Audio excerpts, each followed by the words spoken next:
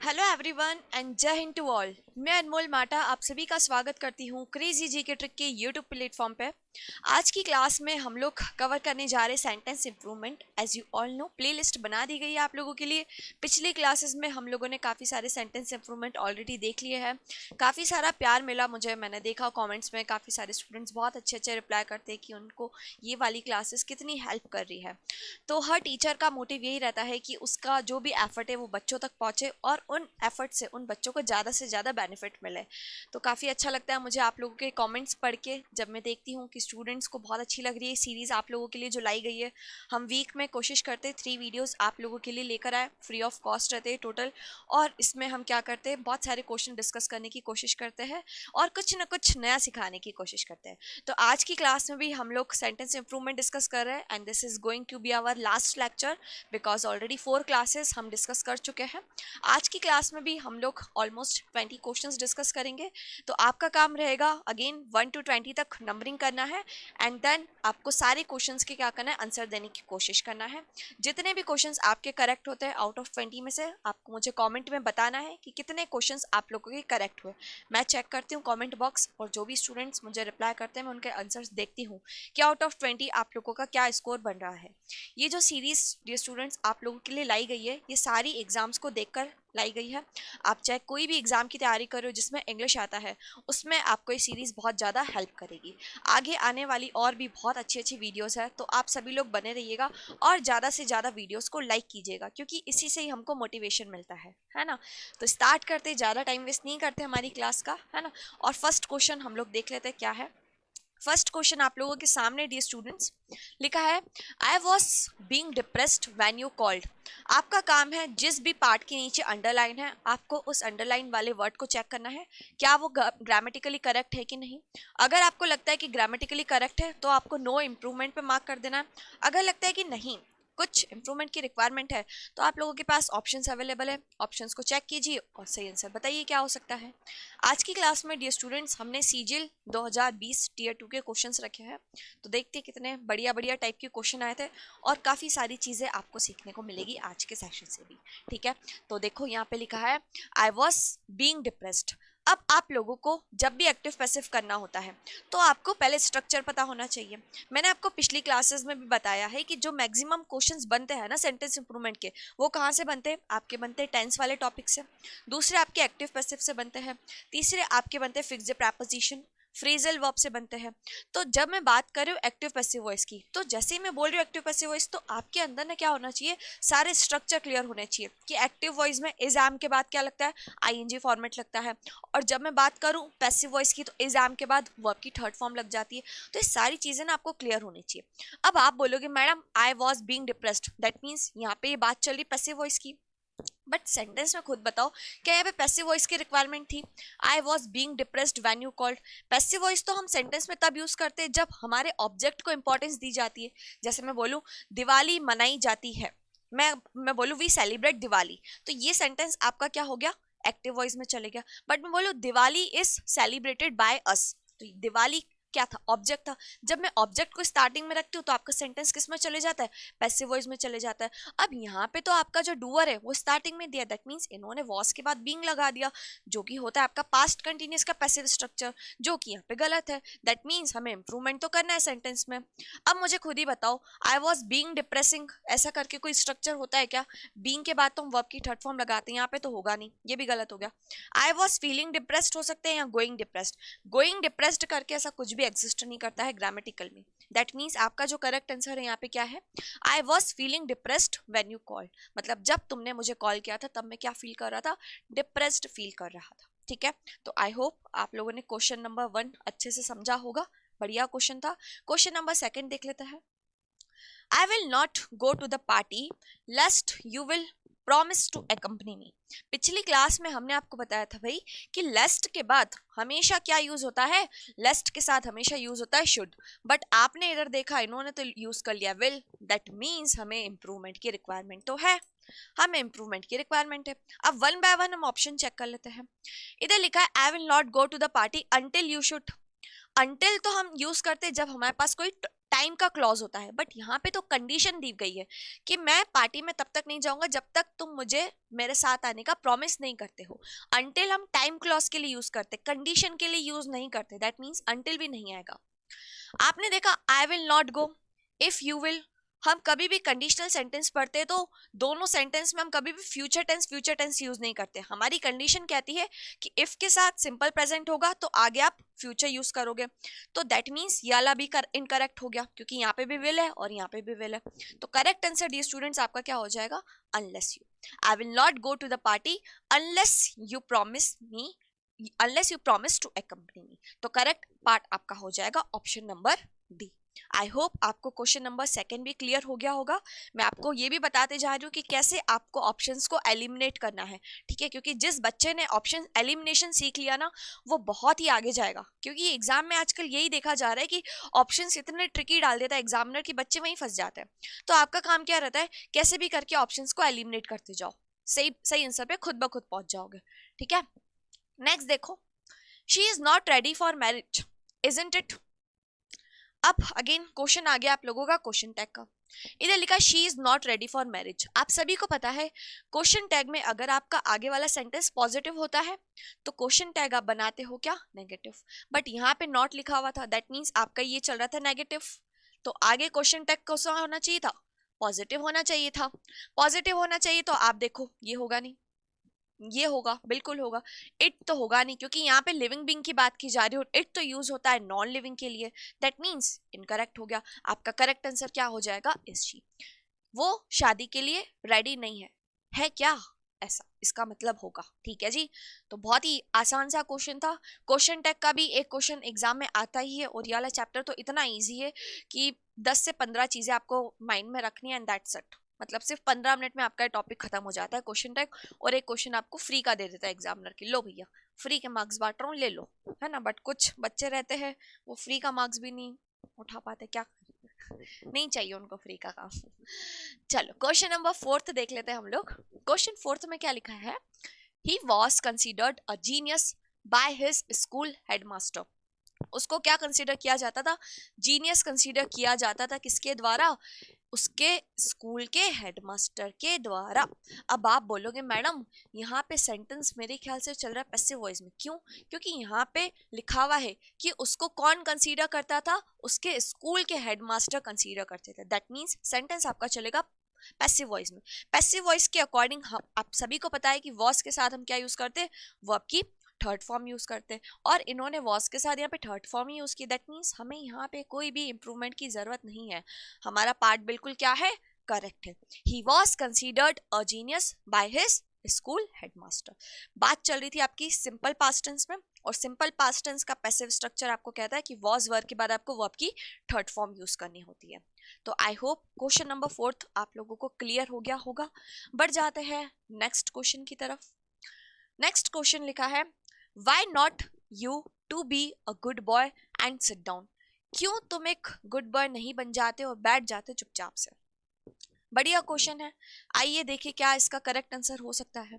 Question में कहना चाह रहा है वाई, आप सभी को पता है WH word, that means sentence आपका काय में चल रहा है, इंट्रोगेटिव में चल रहा है। जब भी आपका सेंटेंस इंट्रोगेटिव में चलता है तो आपको पता होना चाहिए कि उसका स्ट्रक्चर क्या होता है।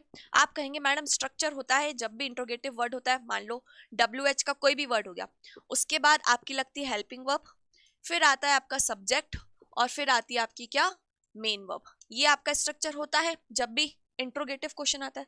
दैट मीन्स वाई के बाद आपकी होनी चाहिए थी हेल्पिंग वर्ब, यहाँ पर है नहीं, इम्प्रूवमेंट की रिक्वायरमेंट है हमको, यहाँ पे अगेन उन्होंने सब्जेक्ट लिख दिया, दैट मीन्स आपका करेक्ट क्या हो जाएगा, ऑप्शन नंबर डी।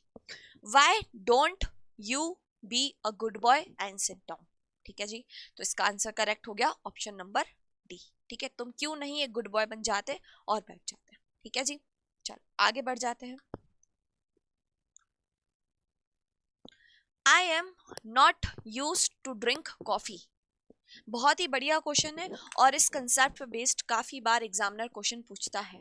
ठीक है, इस कंसेप्ट पर बेस्ड काफी बार एग्जामिनर क्वेश्चन पूछता है, ध्यान से इस क्वेश्चन को मार्क करके रख लेना, बहुत ही इंपॉर्टेंट कंसेप्ट आपको बता रही हूँ। देखो, I am not use to drink coffee, आप कहोगे मैडम टू के बाद वर्ब की फर्स्ट फॉर्म होती है, दैट मीन्स यहाँ पे इन्होंने करेक्ट लिखा है I am not use. But एक छोटी सी चीज हम आपको बता दें कि जब भी आपको ये अपनी हैबिट बताते हो ना कि मैं ऐसा करता हूँ ऐसा नहीं करता हूँ, तो वहां पर हम यूज टू नहीं यूज करते, हम मॉडल वर्ब यूज करते हैं। और यूज टू क्या है, आपकी एक मॉडल वर्ब है। क्या है बेटा, मॉडल वर्ब है। और याद रखना, इस मॉडल वर्ब के साथ आप हमेशा क्या यूज करते हो, जिरंड यूज करते हो। जिरंड बोले तो जब भी आप वर्ब में क्या जोड़ देते हो, आईएनजी जोड़ देते हो, वो आपका बन जाता है जिरंड। दैट मीन्स यहाँ पे आपका करेक्ट सेंटेंस होना चाहिए था I am not used to drinking coffee.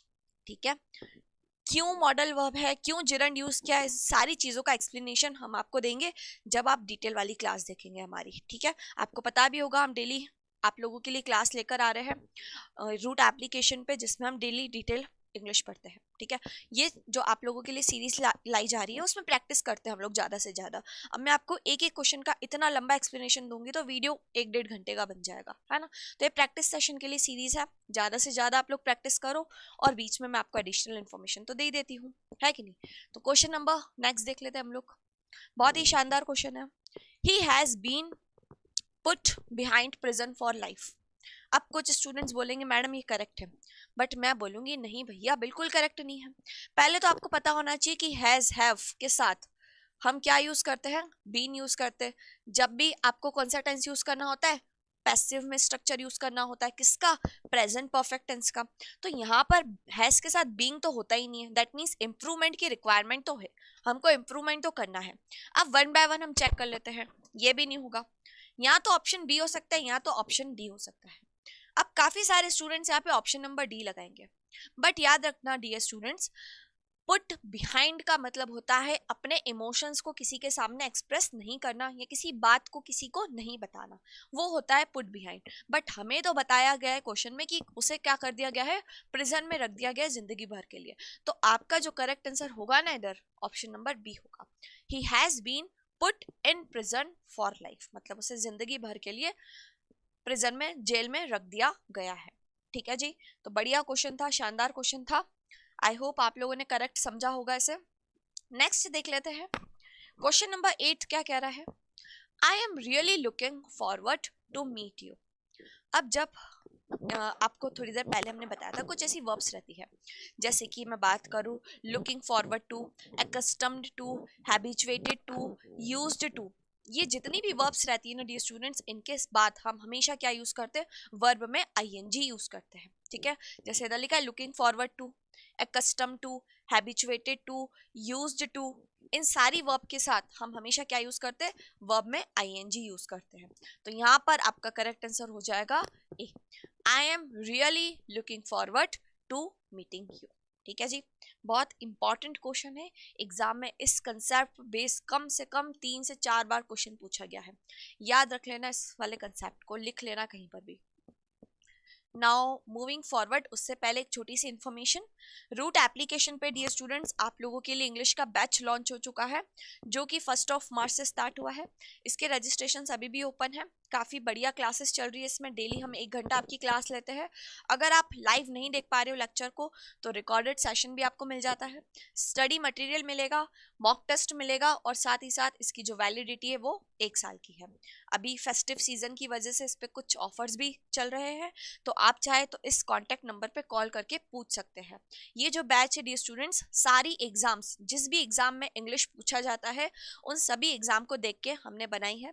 3 से 4 महीने की इसमें आपकी क्लासेस रहेगी, और पूरा कोर्स आपको डिटेल में पढ़ाया जाएगा। तो आई होप आप लोगों ने इस बैच को ज्वाइन कर लिया है, अगर नहीं किया है तो जल्दी से ज्वाइन कीजिए, क्योंकि ऑफर अभी भी चल रहा है। बढ़ते हैं क्वेश्चन नंबर 9 की तरफ। 9th क्वेश्चन में लिखा है, he is bent to harm my reputation by false accusation. इसका मतलब ये हुआ कि वो तुला हुआ है मेरी रेपुटेशन को खराब करने में गलत आरोप लगाकर। ठीक है जी, अब आप देखो, कुछ स्टूडेंट्स कहेंगे madam bent to harm, to के साथ वर्ब की फर्स्ट फॉर्म लिखिए, that means sentence correct. No improvement करके आगे बढ़ जाओ। बट मैं कहूंगी नहीं बेटा रुको, यहाँ पे फिक्स्ड प्रेपोजिशन का यूज किया गया है, that means bent to harm नहीं होता है, बेंट ऑन हार्मिंग होता है। एक फ्रेजल वर्ब होती है जिसे हम कहते हैं बेंट ऑन हार्मिंग, ठीक है। तो ये आपका एक फ्रेज था, उस फ्रेज पे बेस्ड आपको क्वेश्चंस को करेक्ट करना था। बेंट टू हार्म करके ऐसा कुछ भी नहीं होता इंग्लिश में, bent on harming it's a phrase. Bent on harming का मतलब होता है किसी चीज को लेके बिल्कुल डिटरमाइंड हो जाना कि मैं तो ऐसा करके ही रहूंगा, ठीक है। तो करेक्ट आंसर आपका क्या हो जाएगा, ए ऑप्शन, ठीक है। नेक्स्ट है each one of them were wearing a face mask for protection। अब each one of, आप सभी को पता है ऑफ के साथ हम प्लूरल यूज करते हैं, तो इन्होंने दैम लिखा है। अब दूसरी चीज इंपॉर्टेंट लिखी है ईच। आप सभी ने अगर प्रोनाउन पढ़ा होगा तो पता होगा कि ईच, एवरी, आइदर, नाइदर, ये सब, इन सब डिस्ट्रीब्यूटिव प्रोनाउन के साथ हम हमेशा जो वर्ब यूज करते हैं वो कौन सी यूज करते हैं, सिंगुलर वर्ब यूज करते हैं। भले ही वन ऑफ दैम ये प्लूरल हो, लेकिन हम हमेशा वर्ब क्या यूज करते हैं, सिंगुलर यूज करते हैं। तो आपको यहाँ पे वर नहीं, यहाँ पे आपको करेक्ट क्या लिखना था, was wearing. Each one of them was wearing a face mask for protection. I hope question 10th clear हो गया होगा, बहुत ही आसान और सिंपल सा क्वेश्चन था, ठीक है। नेक्स्ट है I would not dream to raise the price. बढ़िया क्वेश्चन है, नया कंसेप्ट आपको सीखने को मिलेगा, ठीक है। आई वुडंट बोल लूं या आई वुड नॉट ड्रीम। अब मैं इधर पूछूं आई वुड नॉट ड्रीम व्हाट, किस चीज का, दैट मीन्स प्राइस के रेजिंग में। अप टू, हमको यहाँ पे प्रेपोजिशन टू का यूज नहीं करना है, क्यों, क्योंकि हमको तो यहाँ पे कनेक्ट करना है, किसको, ड्रीम को कनेक्ट करना है प्राइस से। मतलब कि मैंने सोचा नहीं था, किस चीज का नहीं सोचा था, प्राइस का बढ़ने का। दैट मीन्स हमें वो प्रेपोजिशन चाहिए जो हमें किसका मतलब इंडिकेट करवाए, का, है ना। तो आप सभी को पता है उसके लिए हम प्रेपोजिशन क्या यूज करते हैं, ऑफ यूज करते हैं। और आप सभी को पता है ऑफ के बाद हम जो भी वर्ब यूज करते हैं उसमें आईएनजी लगना चाहिए। तो आपका करेक्ट आंसर यहाँ पे क्या हो जाएगा, आई would not dreamed of raising the price. बहुत ही बढ़िया क्वेश्चन था, एग्जाम में हो सकता है आपसे भी पूछा जाए, तो याद रखिएगा, ठीक है। ये भी बहुत अच्छा क्वेश्चन है। But for their valour they would have been defeated. उनके वेल्योर के कारण they would have been defeated. अब यहाँ पे स्टूडेंट्स हो गए बहुत ज्यादा कंफ्यूज, क्यों, क्योंकि यहाँ पे ध्यान से देखो, इन्होंने लिखा है उनके वेल्योर की वजह से वो लोग क्या कर गए, हार गए। बट मैं बोलूं कंडीशनल सेंटेंस, आप सभी को पता होगा कंडीशनल सेंटेंसेस में एक थर्ड कंडीशन बनती है। कंडीशनल नंबर थर्ड कहती है कि जब भी आप सेंटेंस में इफ वाले क्लॉज के साथ, इफ वाले क्लॉज के साथ पास्ट परफेक्ट टेंस लगाते हो, तो आगे जो सेंटेंस होता है उसमें subject plus would plus have के साथ वर्ब की थर्ड फॉर्म। कभी कभी इस वाले स्ट्रक्चर को एग्जामिनर पैसिव वॉइस में यूज कर लेता है, जैसे यहाँ पर लिखा हुआ है हैव के साथ वर्ब की थर्ड फॉर्म है, बीन है। दैट मीन्स यहाँ पे आगे क्लॉज किसका होना चाहिए था, पास्ट परफेक्ट टेंस का होना चाहिए था। अब आप इधर सारे ऑप्शंस में से देखो, कहीं पर भी आपको पास्ट परफेक्ट टेंस का क्लॉज मिल रहा है क्या, because of their, valour, but about their, except with their. आप बोलोगे मैडम नहीं मिल रहा है, तो याद रखना ये but for there, but for, ये जो बट फॉर है ना, इसका मतलब ही होता है इफ इट हैड नॉट। अगर ऐसा नहीं होता तो ऐसा हो जाता, अगर ऐसा नहीं होता, अगर मैं मेहनत नहीं करता तो मैं फेल हो जाता। तो याद रखना बट फॉर ये क्या है बेटा, एक फ्रेज है, इसका मतलब होता है सेंटेंस किस में यूज हो रहा है, पास्ट परफेक्ट टेंस में हो रहा है। तो याद रखना बट फॉर का मतलब होता है if it had not. That means इस वाले क्वेश्चन में आपको इम्प्रूवमेंट की कोई भी जरूरत नहीं थी। बहुत ही कंसेप्चुअल बेस्ड क्वेश्चन था, इंग्लिश में कभी कभी ऐसे आउट ऑफ द बॉक्स भी एग्जामिनर पूछ लेता है, ठीक है जी। बढ़िया क्वेश्चन था, आई होप आपको कुछ ना कुछ लर्निंग मिली होगी इस क्वेश्चन से। नेक्स्ट देखते हैं हम लोग, she was smiling but looking pleased about something. आपको बताना है कि बट लुकिंग वाला जो पार्ट है ना वो करेक्ट है कि नहीं। वो क्या कर रही थी, स्माइल कर रही थी, but looking pleased about something. आप बोलोगे मैडम इन्होंने यूज करा है बट, क्या बट कभी भी चीज को सपोर्ट करने के लिए यूज किया जाता है क्या। जब भी आपको आर्ग्यूमेंट का सपोर्ट करवाना होता है तो वहां पर आप बट नहीं यूज करते, क्योंकि बट तो यूज किया जाता है किसी भी बात को कॉन्ट्रडिक्ट करने के लिए।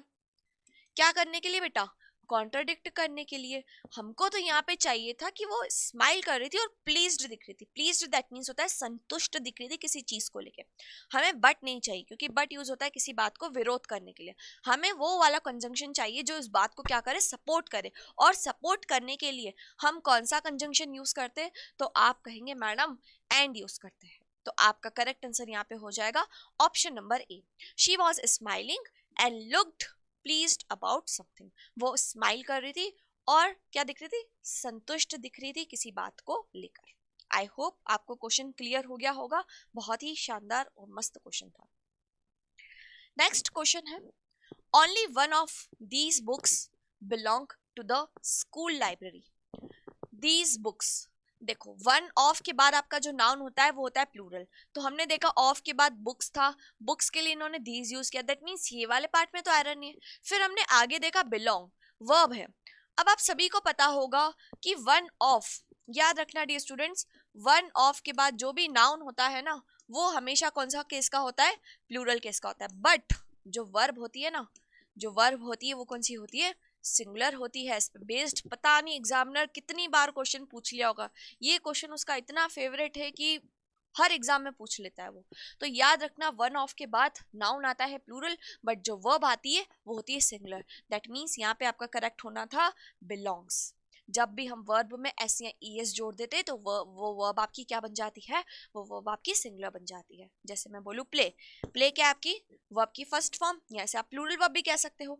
जब मैंने लिख दिया इधर प्लेस, तो ये वर्ब आपकी क्या बन गई, सिंगुलर बन गई। वैसे यहाँ पे सिंगुलर वर्ब क्या हो गई, बिलोंग्स। ठीक है, nice question again it was. Okay, next है, chillies have a strong spicy taste that tingle your taste buds. Chilli बोले तो मिर्ची, मिर्ची का क्या रहता है, स्ट्रॉन्ग टेस्ट रहता है। चिली का स्ट्रॉन्ग टेस्ट होता है जो क्या करती है, आपकी टेस्ट को टिंगल करती है। टिंगल मतलब जब भी आप कुछ स्पाइसी खाते हो तो खाने में मजा आ जाता है कि नहीं। तो हम कहते हैं ना, कभी कभी कुछ चटपटा लेकर आओ, मसालेदार लेकर आओ, उससे क्या होता है हमारी जो टेस्ट बड रहती है ना वो टिंगल हो जाती है, उसमें सेंसेशंस होने लगते हैं हमें। तो वही कहना चाह रहा है और आपको बताना है यहाँ पे क्या एरर है। चिलीज था हैव, ठीक है, हैव अ स्ट्रॉन्ग, यहाँ पे कुछ होना चाहिए, आई थिंक कुछ दिक्कत है। Chillies have a strong smell होगा, chillies have a strong smell spicy taste that tingle. ये जो दैट होता है ना वो होता है रिलेटिव प्रोनाउन, जो किसके लिए यूज किया जाता है, उसके एंटीसीडेंट के लिए। तो आप कहेंगे मैडम ये स्पाइसी टेस्ट के लिए क्या यूज किया है, दैट यूज किया है। दैट के बाद लिखा है दैट टिंगल, टिंगल बोले तो वर्ब है। हमने देखा वर्ब में कुछ भी नहीं लिखा हुआ है, वर्ब की फर्स्ट फॉर्म है, दैट मींस आपकी प्लूरल वर्ब है। बट हमने देखा कि आगे क्या था, आपका जो नाउन था, वो जो आपका नाउन था या बोले तो सब्जेक्ट था, वो कैसा था, सिंगुलर था। क्योंकि जो टेस्ट है कैसा सब्जेक्ट है, स्पाइसी टेस्ट कैसा सब्जेक्ट हुआ, सिंगुलर सब्जेक्ट हुआ। तो सिंगुलर सब्जेक्ट के साथ तो हमें सिंगुलर वर्ब चाहिए होती है, बट इन्होंने तो टिंगल लिखा है। दैट मीन्स आपको यहीं पे एरर मार्क करना था। आपका करेक्ट पार्ट हो जाएगा दैट टिंगल्स। अगेन आपका जो क्वेश्चन था सब्जेक्ट वर्ब एग्रीमेंट पे था। आपको पता होना चाहिए डियर स्टूडेंट्स कि हमें हमेशा क्या करता है, सिंगुलर वर्ब के साथ सिंगुलर सब्जेक्ट के साथ सिंगुलर वर्ब लगाते हैं और प्लूरल सब्जेक्ट के साथ प्लूरल वर्ब लगाते हैं। आपको सेंटेंस में आइडेंटिफाई करके अच्छे से आना चाहिए कि सेंटेंस में सब्जेक्ट क्या है। स्टूडेंट्स देख लेते चिलीज प्लूरल है तो आगे प्लूरल हो गया, बट भैया आगे तो देखो जो रिलेटिव प्रोनाउन यूज हुआ है वो किसके लिए यूज हुआ है, चिलीज के लिए यूज हुआ है कि टेस्ट के लिए हुआ है। आपको सेंटेंस में जब आप अच्छे से सब्जेक्ट को आइडेंटिफाई कर पाओगे ना, तो खुद ब खुद आप वर्ब चेक कर पाओगे कि करेक्ट है कि नहीं। ठीक है, तो प्यार से इत्मीनान से देखा करो कि करेक्ट सेंटेंस में सब्जेक्ट क्या है। ओके जी, जरूरी नहीं होता है कि जो स्टार्टिंग में लिखा है वही सब्जेक्ट हो गया, आगे चल के कुछ नई बात इंट्रोड्यूस करा दी जाती है, तो जो नई बात होती है ना वो अगेन आपका सब्जेक्ट बन जाता है। नेक्स्ट देख लेते हैं हम लोग। He turned a deaf ear on the advices of his parents. अब देखो क्वेश्चन बहुत ही आसान सा है। स्टूडेंट्स बोलेंगे मैडम एडवाइजेस को हम कभी भी प्लूरल नहीं करते, क्यों, क्योंकि एडवाइस तो अनकाउंटेबल नाउन है। आप कभी भी अनकाउंटेबल नाउन को प्लूरल नहीं बना सकते हो एस या ईएस लगा के। जैसे मैं बोलूँ वाटर, वाटर को मैं ऐसा बोल सकती हूँ क्या, प्लीज मुझे वाटर्स दो, प्यास लगी है, बोलूंगी क्या, कभी भी नहीं बोलूंगी। अनकाउंटेबल को आप एस या ईएस लगा के प्लूरल नहीं बनाते, दैट मीन्स एरर तो है यहाँ पर। अब देखो यहाँ पे अगेन उन्होंने एडवाइजेस यूज किया, दैट मीन्स ये भी गया। बचती दो ऑप्शन से, टर्न अ डेफ ईयर का मतलब होता है अनसुना कर देना. इट्स एन ईडियम, एग्जाम में पूछी गई है कई बार. टर्न अ डेफ ईयर का मतलब होता है किसी बात को क्या कर देना भैया, अनसुना कर देना. ही टर्न अ डेफ ईयर, किसने अपनी पेरेंट्स के एडवाइस को अनसुना कर दिया. अब ऑन द एडवाइस नहीं होता है, याद रखना. टर्न अ डेफ ईयर के बाद हम बोलते हैं to the advice. Fix preposition है, याद रखना. He turn a deaf ear to the advice of his parents. Correct answer आपका हो जाएगा B, option number B. 17th question क्या कह रहा है, बहुत ही आसान सा क्वेश्चन है, बहुत ही सिंपल सा. ऑल्दो दे आर ट्विंस, भले ही वो ट्विंस है, they are completely different than each other, वो आपस में क्या है, बिल्कुल अलग दिखते हैं. ट्विंस का मतलब होता है जुड़वा. जुड़वा बच्चों का कहा जाता है कि वो लोग बिल्कुल सेम दिखते हैं, बट कभी कभी ऐसा केस होता है कि वो लोग नहीं दिखते सेम. होता है ऐसा, बहुत बार देखने को मिलता है हमें, है ना, कि वो लोग सेम नहीं दिखते हैं. अब डिफरेंट दैन को आपको क्या करना था, करेक्ट करना था. आप सभी को पता है कि डिफरेंट दैन करके कुछ नहीं होता है. डिफरेंट के साथ आप हमेशा फिक्स्ड प्रपोजिशन क्या यूज करते हो, फ्रॉम यूज करते हो भाई. ठीक है जी. तो डिफरेंट का प्रपोजिशन क्या होता है, फिक्स्ड फ्रॉम. फिक्स प्रपोजिशन पे बेस्ड क्वेश्चन था, बहुत ही आसान सा था. आई होप आप लोगों ने करेक्ट मार्क करा होगा. नेक्स्ट क्वेश्चन है, can you advice to me on his matter, क्या आप मुझे एडवाइस कर सकते हो उसके मैटर पे. आप कहो एडवाइस टू मी. अब देखो कैन यू एडवाइस, अब मैं पूछू कैन यू एडवाइस हुम, तो आप बोलोगे मैडम हुम का जवाब मिल रहा है मुझे. क्या मिल रहा है बेटा, हुम का जवाब मिल रहा है मुझे. तो एडवाइस के बाद क्या आपको इस प्रपोजिशन की रिक्वायरमेंट थी क्या कहीं से कहीं तक, आप बोलोगे नहीं, बिल्कुल भी रिक्वायरमेंट नहीं थी. क्यों, क्योंकि हमको तो डायरेक्ट ऑब्जेक्ट चाहिए था, कैन यू एडवाइस. एडवाइस के बाद याद रखना कोई भी प्रपोजिशन यूज नहीं होता है, हम डायरेक्ट ऑब्जेक्ट लिखते हैं. तो करेक्ट आपका हो जाएगा can you advise me on his matter. ठीक है जी. एडवाइस के बाद आपको कोई भी प्रपोजिशन नहीं यूज करना था, डायरेक्ट ऑब्जेक्ट यूज करना था. तो आपका करेक्ट हो जाएगा can you advise me on his matter. Next है, I think she would be much more happier in her home town. मुझे ऐसा लगता है कि वो अपने होम टाउन में बहुत ही ज्यादा हैप्पियर होगी. देखिए क्या है क्वेश्चन, मच मोर हैप्पियर. अब आप कहेंगे मैडम यहाँ पे इन्होंने मच भी लिख लिया, मोर भी लिख लिया, हैप्पियर भी लिख लिया, यहाँ पे भी कंपैरेटिव डिग्री लगा ली, यहाँ पे भी कंपैरेटिव डिग्री लगा ली. क्या हम सेंटेंस में कभी भी डबल कंपैरेटिव या डबल सुपरलेटिव यूज करते हैं, आप कहेंगे नेवर, हम कभी भी नहीं यूज करते. याद रखना कभी भी कंपैरेटिव यूज दो दो नहीं होता है. तो यहाँ पे करेक्ट आंसर आपका हो जाएगा मच हैप्पियर. ठीक है, मोर को वहां से हम एलिमिनेट कर देंगे और करेक्ट आंसर आपका हो जाएगा आई think she would be much happier in her home town. याद रखिएगा आप लोग, मच के बाद आप हमेशा कंपैरेटिव डिग्री यूज करते हैं. क्या यूज करते हैं dear students, comparative degree use करते हैं. आई होप क्वेश्चन 19 क्लियर हो गया होगा. लास्ट क्वेश्चन की तरफ बढ़ जाते हैं. लास्ट क्वेश्चन आप लोगों के सामने है, you will be in trouble if you don't obey to my orders. अगर तुम मेरी बातों को सुनते, मेरे ऑर्डर्स को सुनते, तो तुम मुसीबत में नहीं फंसते. अगेन ओबे टू माई, इस वाले पार्ट में आपको क्या करना है, एरर देखना है. ओबे टू, अब मैं पूछू ओबे किस चीज को, मेरे ऑर्डर्स को. क्या ओबे के बाद टू की रिक्वायरमेंट है, आप कहोगे मैडम ओबे के बाद हमें प्रपोजिशन की रिक्वायरमेंट नहीं है, क्योंकि ओबे के बाद मैं पूछू इफ यू डोंट ओबे व्हाट, तो व्हाट का आंसर मुझे डायरेक्ट मिल रहा है, व्हाट ऑर्डर्स. दैट मींस हमें यहाँ पे डायरेक्ट नाउन चाहिए था. नाउन के पहले हमें आगे कोई भी प्रपोजिशन नहीं चाहिए थी, अननेसेसरी इन्होंने यूज करा था. तो याद रखना ओबे के बाद भी आप कोई फालतू में प्रपोजिशन यूज नहीं करोगे, आप डायरेक्टली क्या यूज करोगे, ऑब्जेक्ट. तो करेक्ट आपका हो जाएगा you will be in trouble if you don't ओबे माई ऑर्डर्स. क्या होगा डियर, ओबे माई ऑर्डर्स. बहुत ही बढ़िया क्वेश्चन था. आई होप आप लोगों ने करेक्ट मार्क किया होगा. अब सेशन खत्म हो रहा है, तो आप सभी को मुझे कमेंट में बताना है कि आउट ऑफ 20 आप लोगों का क्या स्कोर रहा. ये वाली जो हमारी क्लास है भाई आखिरी थी सेंटेंस इंप्रूवमेंट की. नया टॉपिक आप लोगों के लिए सरप्राइज है, बहुत ही इंटरेस्टिंग टॉपिक होने वाला है आप लोगों के लिए, तो तैयार रहिएगा. ठीक है, इस वीडियो को ज़्यादा से ज़्यादा शेयर करना और लाइक करना, और मुझे सभी जितने भी बच्चे देख रहे हैं ना, मुझे बताना आउट ऑफ 20 आप लोगों का कितना स्कोर रहा, कितने क्वेश्चंस आप लोगों ने सीखे, और ये भी बताना क्या क्या सीखने को मिला. ठीक है जी, तो वीडियो यहीं पे वाइंड अप कर रहे हैं. ज़्यादा से ज़्यादा वीडियो को शेयर करना और लाइक करना और कमेंट करके बताना कि आज की क्लास कैसी रही. मिलते हैं नेक्स्ट क्लास में, तब तक के लिए सभी को गुड बाय एंड जय हिंद टू ऑल.